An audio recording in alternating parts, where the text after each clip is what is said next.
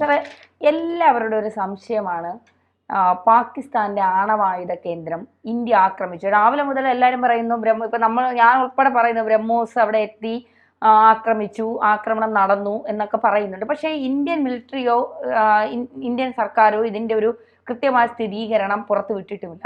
യഥാർത്ഥത്തിൽ അത്തരം എന്തെങ്കിലും സംഭവം ആയുധ കേന്ദ്രങ്ങൾ പാകിസ്ഥാന്റെ ഇന്ത്യ ആക്രമിച്ചിട്ടുണ്ടോ? നമ്മൾ ABC മലയാളത്തിൽ ഒരു വീഡിയോ ചെയ്തിട്ടുണ്ട്. വീഡിയോ ഇപ്പോൾ ആളുകൾ കണ്ടുകൊണ്ടിരിക്കുക. അപ്പോൾ ഇത് കാണുന്നവർ അതുകൂടി ഒന്ന് കാണണം എന്ന് പറയാം. റിപ്പറ്റീഷൻ ഉണ്ടാവും, പക്ഷേ നമുക്ക് കുറച്ച് അപ്ഡേഷൻ ഇപ്പോൾ പറയാം. ഇപ്പോൾ ഏറ്റവും ലേറ്റസ്റ്റ് ആയിട്ടുള്ള വിവരം എന്ന് പറഞ്ഞാൽ ഈജിപ്ഷ്യൻ എയർഫോഴ്സിൻ്റെ ഒരു ട്രാൻസ്പോർട്ട് വിമാനം ഇപ്പോൾ പാകിസ്ഥാനിലുണ്ട്. സാധനങ്ങൾ ഉണിച്ചാർക്ക് ഇപ്പോൾ ഗ്ലോബ്സ്റ്റർ C-17 പോലെയുള്ള വലിയ കൂറ്റൻ സൈന്യത്തിൻ്റെ ചരക്ക് വിമാനം വന്നിരിക്കുന്നു. അത് എന്തിനാണെന്നുള്ള സംശയം ഇപ്പോൾ ഡിഫൻസ് സൈറ്റുകളിൽ ഉയരുന്നുണ്ട്. ഡിഫൻസ് സൈറ്റുകൾ പറയുന്നത് പെട്ടെന്ന് ഈജിപ്തിൽ നിന്ന് എന്താണ് പാകിസ്ഥാനിലേക്ക് കൊണ്ടുവരാൻ അത്യാവശ്യം എന്താണ്? അത്യാവശ്യമുണ്ട്. കാരണം പാകിസ്ഥാനിൽ കിരാന ഹിൽസിൻ്റെ ഭാഗത്ത് വലിയ തോതിൽ റേഡിയോ ആക്റ്റീവ് ചോർച്ച ഉണ്ടായിട്ടുണ്ട്. അണുവികിരണം ഉണ്ടായിരിക്കുന്നു. അണുവികിരണം തടയാൻ എടുക്കുന്ന ശ്രമങ്ങളിലൊന്ന് ഈ അണുവികിരണം ഉണ്ടാവുന്ന സ്ഥലങ്ങളിൽ റെഡ് മഡ് എന്നൊക്കെ പറയുന്ന തരത്തിലുള്ള ചില സംഭവം കൊണ്ട് കവർ ചെയ്യും. അതിന് ഏറ്റവും ഫലപ്രദമായി ലോകത്തെല്ലായിടത്തും ഉപയോഗിക്കുന്ന നൈൽ നദീതീരത്തുള്ള മണ്ണാണ്.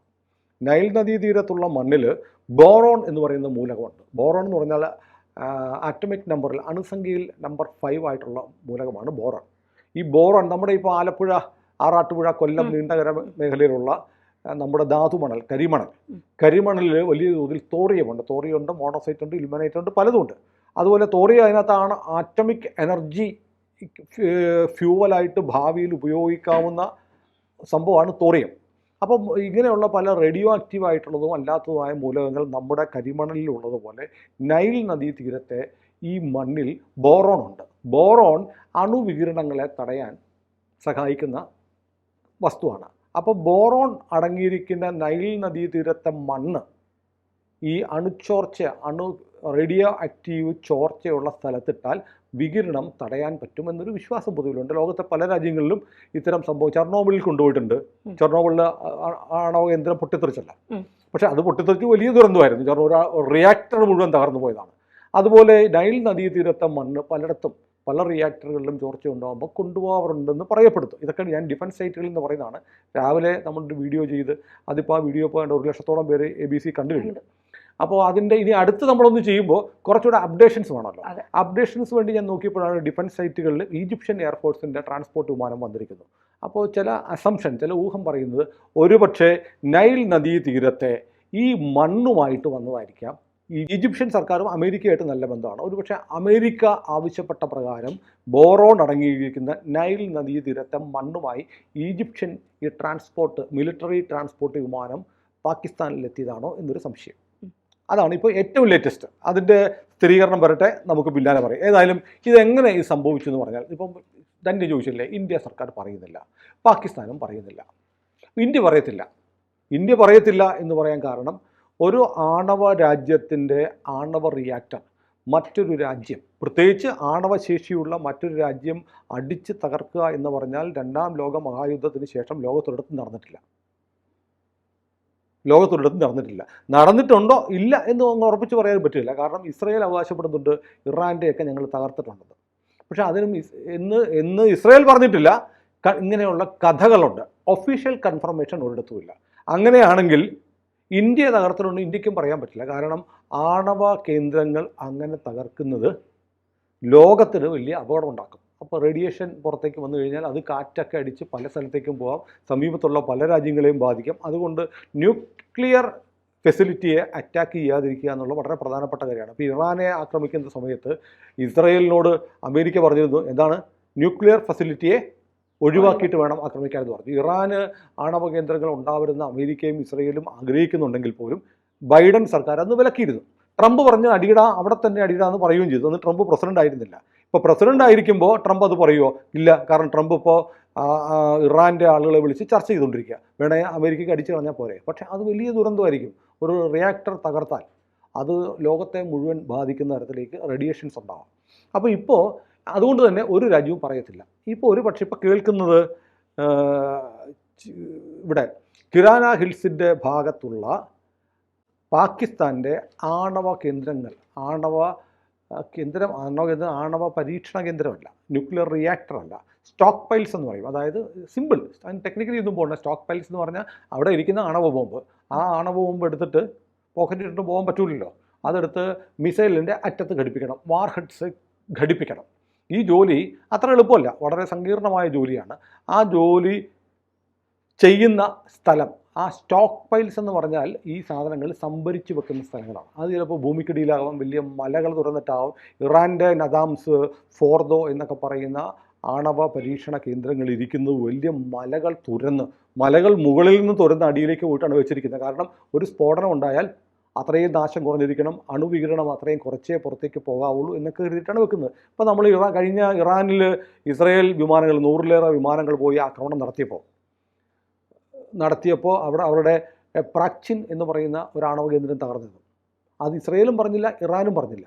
പക്ഷേ മാധ്യമങ്ങളിൽ വന്നു, ഡിഫൻസ് സൈറ്റുകളിലൊക്കെ വന്നു, പ്രാച്ചിൻ അവർ രഹസ്യമായിട്ട് വെച്ചിരുന്ന ആണവ കേന്ദ്രം ഇസ്രയേൽ തകർത്തു എന്നുള്ളത്. അങ്ങനെ പലപ്പോഴും ഫ്രാൻസ് കൊടുത്ത സിറിയയിൽ ഉണ്ടാക്കിയിരിക്കുന്ന ഒരു ന്യൂക്ലിയർ റിയാക്ടർ ഇസ്രയേൽ തകർത്തിട്ടുണ്ട് എന്ന് പറയപ്പെടുന്നു. ഇസ്രയേൽ ഒരിക്കലും ഒഫീഷ്യലി പറഞ്ഞിട്ടില്ല, അങ്ങനെ ചെയ്യാൻ പാടില്ല എന്നൊരു പ്രോട്ടോകോൾ ലോകത്തുണ്ടാക്കി വെച്ചിട്ടുണ്ട്.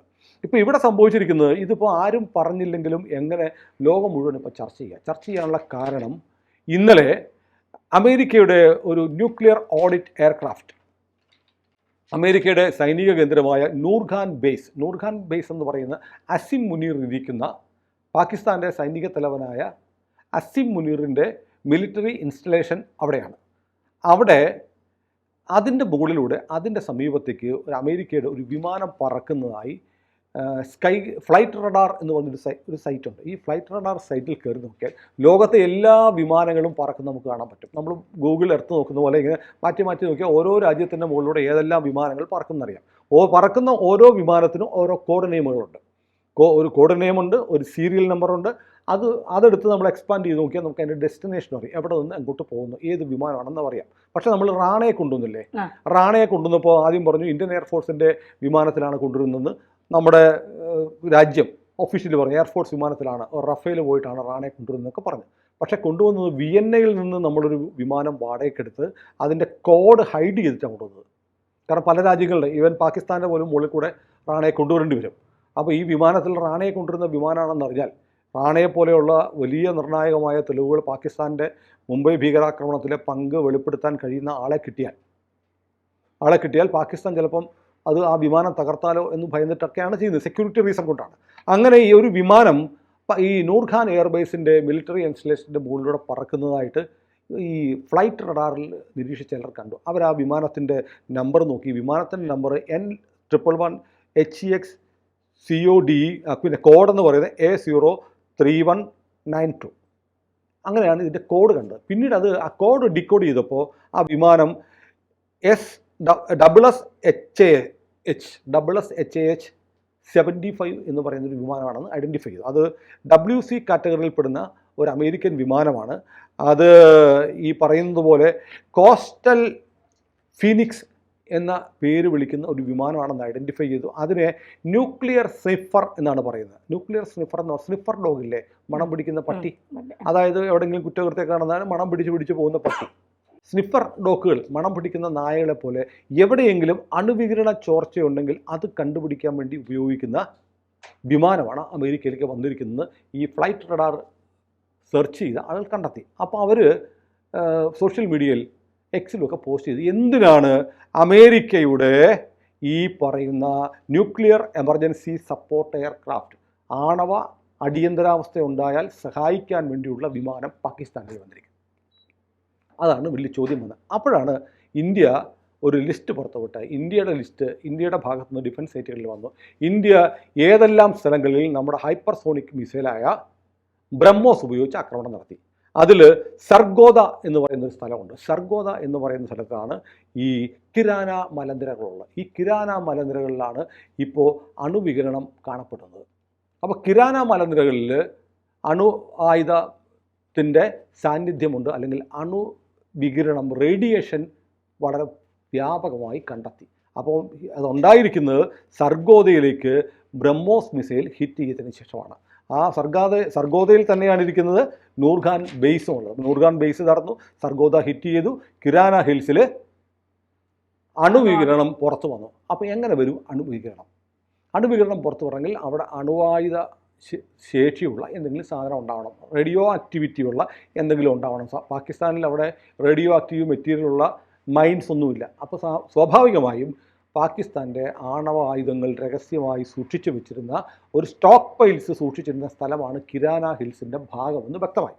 അപ്പോൾ കിരാന ഹിൽസിൽ ഈ പാകിസ്ഥാൻ്റെ ആണവായുധങ്ങൾ ഉണ്ടെങ്കിൽ എങ്ങനെയാണ് അത് പൊട്ടിത്തെറിക്കാതെ ലീക്കേജ് ഉണ്ടാവത്തില്ല.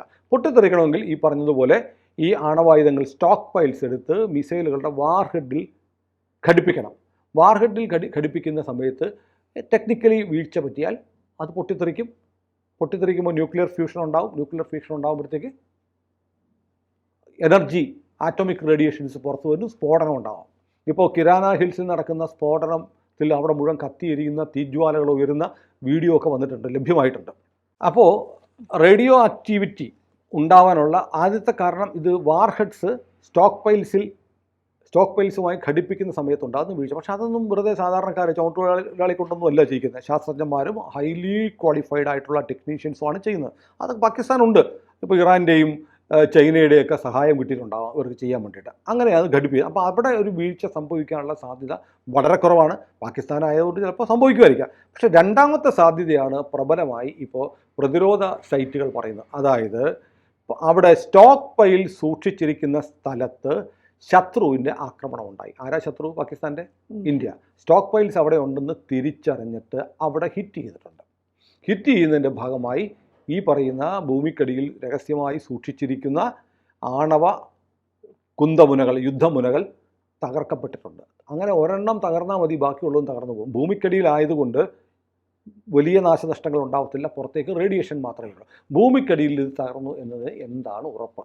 ആ ഉറപ്പെന്ന് പറയുന്നത് 3 ദിവസം മുമ്പ് 2 ഭൂകമ്പങ്ങൾ പാകിസ്ഥാനിൽ 1 മണിക്കൂറിനിടയ്ക്ക് 2 ഭൂകമ്പം ഉണ്ടായി. ഒന്നാമത്തെ ഭൂകമ്പം ഉണ്ടായിരിക്കുന്നത് ചഗായ് ഹിൽസിലാണ്. ചഗായ് ഹിൽസിൽ 5.7 റിക്ടർ സ്കെയിലിൽ കാണിച്ച ഒരു ഭൂകമ്പം മാർക്ക് ചെയ്തു. അത് കഴിഞ്ഞ ഉടനെ ജാക്കോബാദിൽ 4.4 റീഡ് ചെയ്ത രണ്ടാമത്തെ ഭൂകമ്പം ഉണ്ടായി. രണ്ടും അടുത്തടുത്ത് ഒരേ സ്ഥലത്ത് 1 മണിക്കൂർ ഇടപെട്ട്. ലോകത്തൊരിടത്തും ഭൂകമ്പം ഉണ്ടായിട്ടില്ല. അപ്പോൾ പൊട്ടിത്തെറിച്ചത് എന്തായിരിക്കും? ഭൂകമ്പമല്ല, ഉണ്ടായിരിക്കുന്നത് അണുസ്ഫോടനം ഉണ്ടായി, അണുബോംബുകൾ പൊട്ടി. അവിടെ ബ്രഹ്മോസ് മിസൈൽ ചെന്ന് ഹിറ്റ് ചെയ്തപ്പോൾ ഉണ്ടായ ന്യൂക്ലിയർ ഫ്യൂഷൻ്റെ ഭാഗമായിട്ടുള്ള സ്ഫോടനങ്ങൾ ഭൂമിക്കടിയിൽ നടന്നിട്ടുണ്ട്. അണുവികിരണം ചോർന്നുകൊണ്ടിരിക്കുന്നു. ഇതാണ് കാര്യം. ഇതെപ്പോഴാണ് സംഭവിക്കുന്നത്? മിനിഞ്ഞാന്ന് വളരെ നിർണായകമായൊരു വാർത്ത പാകിസ്ഥാൻ ഇന്ത്യയെ ഭീഷണിപ്പെടുത്താൻ വേണ്ടി ചെയ്തതായിരിക്കാം. പാകിസ്ഥാൻ ഒരു അടിയന്തര പാകിസ്ഥാൻ്റെ സുരക്ഷാ കാര്യം മന്ത്രിസഭാ യോഗം ചേരുന്നു എന്നുള്ള വാർത്ത മലയാളത്തിൽ ഉൾപ്പെടെ ലോകത്തിലെ എല്ലാ മാധ്യമങ്ങളും ബ്രേക്ക് ചെയ്തു. എന്തിനാണെന്നറിയോ? ഇന്ത്യക്കെതിരെ ഞങ്ങൾ ആണവായുധം പ്രയോഗിക്കും, അത് തീരുമാനിക്കാൻ വേണ്ടിയിട്ട് ഞങ്ങളുടെ മന്ത്രിസഭാ സുരക്ഷാ സമിതിയുടെ യോഗം പ്രധാനമന്ത്രിയുടെ അധ്യക്ഷതയിൽ ചേരുന്നു എന്ന് പാകിസ്ഥാൻ മിനിഞ്ഞാന്ന് 3 ദിവസം മുമ്പ് പ്രഖ്യാപിച്ചു. ആ പ്രഖ്യാപനം വന്ന് 1.5 മണിക്കൂർ കഴിഞ്ഞപ്പോഴാണ് ഈ സ്ഫോടനം ഉണ്ടായത്. ഇതെല്ലാം കൂടെ കൂട്ടിവെച്ചും, ഇത് ജിക്സോ പസിൽ പോലെയാണ്, ഇതെല്ലാം കൂടെ കൂട്ടി വെക്കുമ്പോൾ നമുക്ക് ഒരു ചിത്രം കിട്ടും. അതായത് പാകിസ്ഥാൻ ഇന്ത്യക്കെതിരെ ആണവായുധം പ്രയോഗിക്കണം, വേണോ വേണ്ടയോ എന്ന് തീരുമാനിക്കാൻ വേണ്ടി മന്ത്രിസഭ കൂടുന്നു. അത് കഴിഞ്ഞ് 1.5 മണിക്കൂർ കഴിയുമ്പോഴത്തേക്ക് പാകിസ്ഥാൻ്റെ ആണവ സ്റ്റോക്ക് പൈൽസ് ഇരിക്കുന്ന സ്ഥലത്തേക്ക് ബ്രഹ്മോസ് മിസൈൽ ചെന്ന് തറയ്ക്കുന്നു. ഇപ്പോൾ പാകിസ്ഥാൻ്റെ ആണവായുധ പ്രയോഗം തീർന്നല്ലോ. രണ്ടാമത്തെ കാര്യം, ഇത് പാകിസ്ഥാൻ ആരോടും പറഞ്ഞില്ലെങ്കിലും റേഡിയേഷൻ റിലീസായതുകൊണ്ട് പാകിസ്ഥാൻ വല്ലാത്ത ഭയത്തിലായി. പാകിസ്ഥാന് സ്വാഭാവികമായും വിളിക്കാവുന്നത് ന്യൂക്ലിയർ എമർജൻസി ഉണ്ടാവുമ്പോൾ സപ്പോർട്ട് ചെയ്യാൻ കഴിവുള്ള രാജ്യമായ അമേരിക്കയാണ്. അമേരിക്കയെ വിളിച്ചിട്ട് കൈകൂപ്പി പറഞ്ഞു, രക്ഷിക്കണമെന്ന എന്ന് പറഞ്ഞു. അങ്ങനെ അമേരിക്കൻ ടെക്നീഷ്യൻസ്, അമേരിക്കൻ ശാസ്ത്രജ്ഞന്മാർ, അമേരിക്കൻ വിമാനങ്ങൾ എത്തിയിരിക്കുന്നു. ഇപ്പോൾ ലേറ്റസ്റ്റ് നമ്മളിപ്പോൾ നോക്കിയപ്പോൾ ഈജിപ്ഷ്യൻ വിമാനവും വന്നിരിക്കുന്നു.